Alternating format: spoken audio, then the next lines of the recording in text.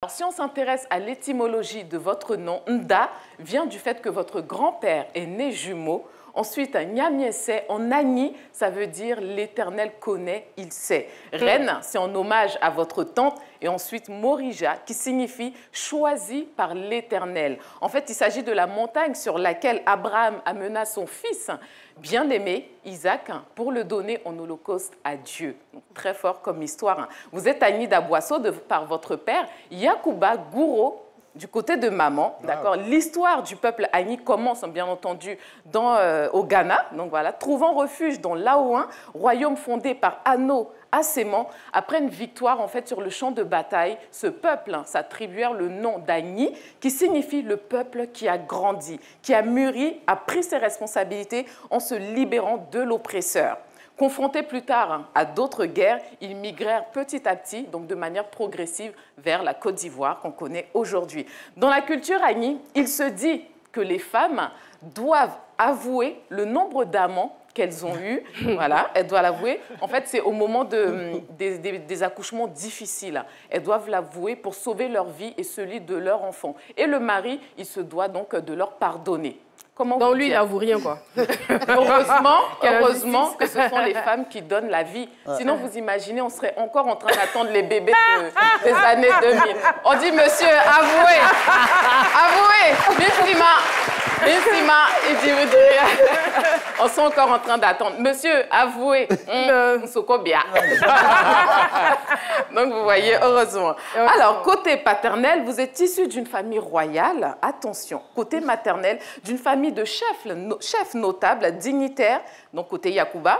Et ensuite, votre bisaïeul Gouro a été chef du village pendant 40 ans.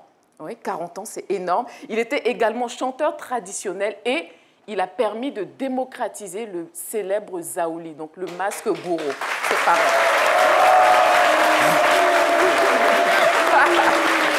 Pardon, on est là.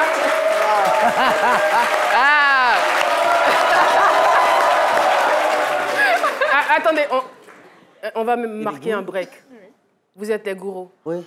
Alors, quand je vais compter jusqu'à 3, vous faites gourou, oyez. Vous avez compris? 1, 2 et 3. Et la Côte d'Ivoire, c'est un beau pays, en fait.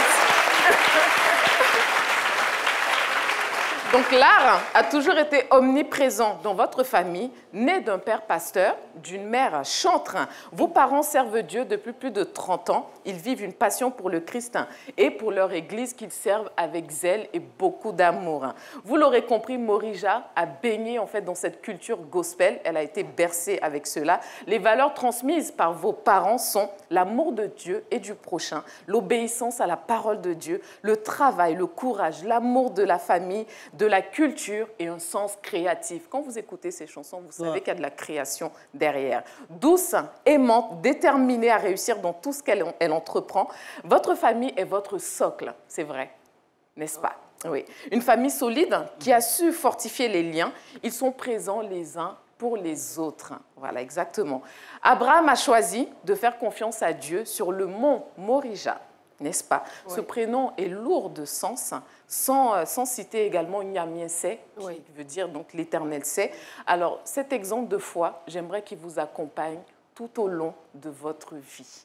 Voilà. Merci beaucoup pour ces belles recherches. Alors, ce qu'on va faire, juste après l'émission, vous remettez votre chronique à Morija. Je pense qu'elle en aura besoin. Très important. Je pense qu'elle en aura besoin. Ça vous a fait quoi d'entendre tout ça? Ça me fait beaucoup de bien parce qu'il y a beaucoup de choses que je ne savais pas. Parce que, excusez-nous, la jeunesse, on est beaucoup occupé à beaucoup de choses. Du coup, rarement, parfois, on retourne vers les parents pour poser certaines questions. Mais là, je trouve que tout est dit et j'avais vraiment besoin de savoir ce genre de choses pour moi-même savoir où je vais.